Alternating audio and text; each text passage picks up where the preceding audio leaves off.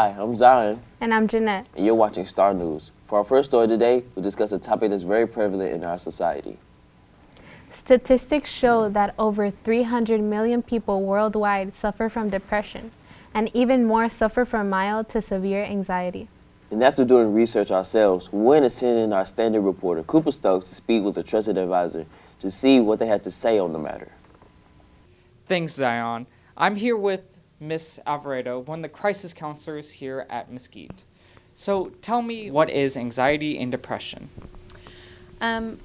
Anxiety alone can be a normal response to stress. Now, anxiety disorders come when excessive worry interferes with daily functioning.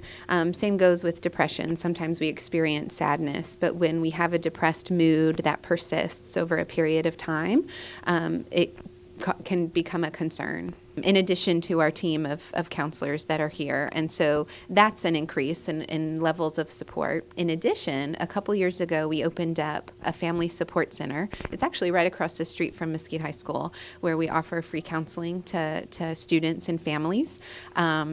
We partner with A&M Commerce, and they have counseling interns that come and provide that counseling to our students for free of charge. So those are a couple examples of things we've got here. Symptoms to look out for when it comes to depression. Some include depressed mood, people isolating themselves. I always tell, and this goes with any type of concern, I always talk to students and staff members here at school in regard to paying attention that we want to look for changes in behavior, any changes in behavior. So if you have someone who was typically very reserved and then all of a sudden are acting out, then that's something to pay attention to. If you have someone who was typically very gregarious and outgoing, and then there's been this sudden change in behavior where they are more reserved, more isolated, that's worth paying attention to. And it may not necessarily mean that there's depression or anxiety going on, but that there's something, and that it's worth conversation and figuring out and offering support.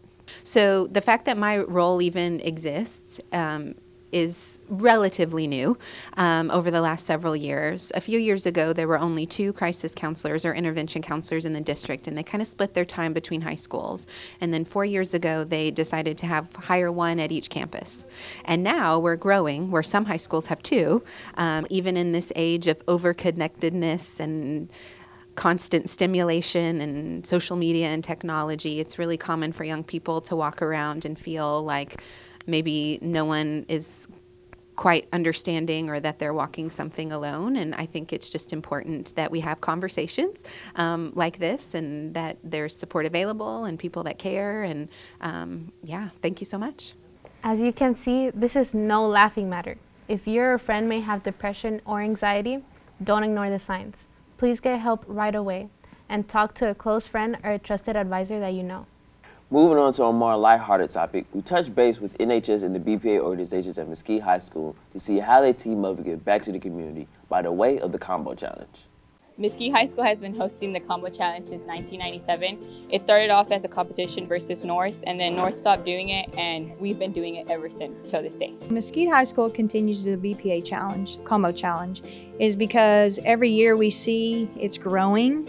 Our kids enjoy doing the service. They really get excited about it. They want to bless the community, and so it's just humbling for us as a group, and it kind of brings our organization together, and it's something we grow closer to each other because we help out. Personally, I don't know anybody that's personally affected by the Combo Challenge, but I know that the community is impacted, and people from Mesquite High School could possibly be getting food from it. I do actually know quite a few people that I've met through choir, other programs, and I see them struggle. And it's really hard because as a classmate, you can't do much. When you have like a whole group or a whole school really uniting and trying to help people, it really makes things work and come together, and it's a great way to help people.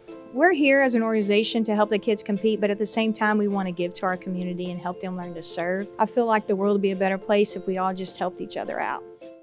Well, that's all we have for you today. I'm Jeanette. And I'm Zion, and this has been Star News. Until next time.